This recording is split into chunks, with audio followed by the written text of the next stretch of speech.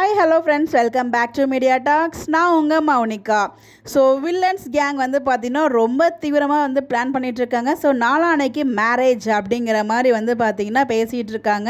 So இதில் மாமா விஜய்க்கு சப்போர்ட் பண்ணுவார் அப்படின்ற மாதிரி நம்மளுமே பேசியிருந்தோம் போகிற ட்ராக்கை பார்த்தா. பட் ஆனால் இன்றைக்கி எபிசோட் பார்க்கும்போது ஒரு விஷயம் புரியுது. அதில் மாமா சப்போர்ட் பண்ணுறாரா இல்லைங்கிறது நம்ம எபிசோட் பார்க்கும்போது தான் தெரியும். பட் ஆனால் விஜய் எதனால் அந்த லொக்கேஷனுக்கு வருவார் அப்படிங்கிறதுக்கு கிளியர் கட்டாக இன்றைக்கி எபிசோட் பார்க்கும்போது ரொம்ப கிளியராக புரிஞ்சிச்சு.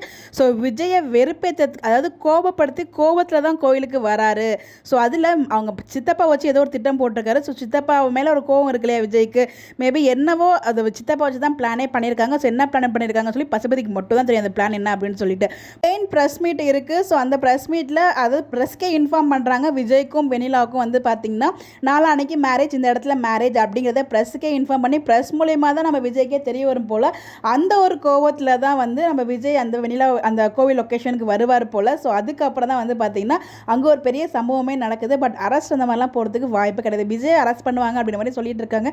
எந்த காரணத்தை வச்சுருங்க விஜய் அரெஸ்ட் பண்ண முடியும்? அதில் வாய்ப்பே இல்லை தானே. எனக்கு புரியல என்ன எப்படி கொண்டு போக போகிறாங்க அப்படின்னு சொல்லிட்டு.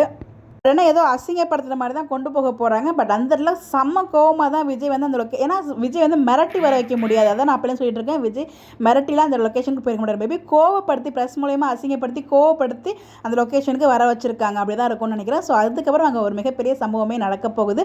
இல்லை சித்தப்பா வந்து அப்படி ரொம்ப அவங்களாம் ஒரு பக்கம் பேசி இவங்க எல்லாருமே நல்லவங்க மாதிரியும் திருப்பி அகைன் அஜய் உள்ள வந்து காவிரி எந்த அளவுக்கு கெட்டவங்க அப்படிங்கிற மாதிரி ப்ரொஜெக்ட் பண்ணிட்டு இருக்காங்க. ஸோ அவங்க சித்தப்பா ரொம்ப நல்லவர், அதாவது அஜயோட அப்பா ரொம்ப நல்லவர் மாதிரியே பேசியிருக்கீங்க. எப்படா இப்பெல்லாம் பேச முடியுது? இதெல்லாம் எப்படி அவர் நம்புறாரு நம்பிராஜன் அப்படின்னு நமக்கு ஒன்றும் புரிய மாட்டேங்குது.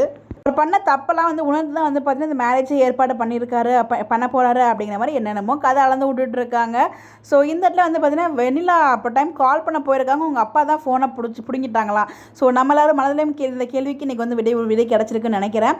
ஸோ நீங்கள் எபிசோட்ஸ் பார்த்தீங்களா? என்ன நடக்க போகுது? உங்களுக்கு எதுவும் ஐடியா என்ன நடக்கும்னு சொல்லி உங்களுக்கு ஏதாவது ஒப்பீனியன் இருந்தால் அதை மறக்காமல் கமெண்ட்டில் ஷேர் பண்ணுங்கள். இந்த மாதிரி அப்டேட் தெரிஞ்சுக்க நம்மளோட சேனலை ஃபாலோ பண்ணிக்கோங்க. Bye bye.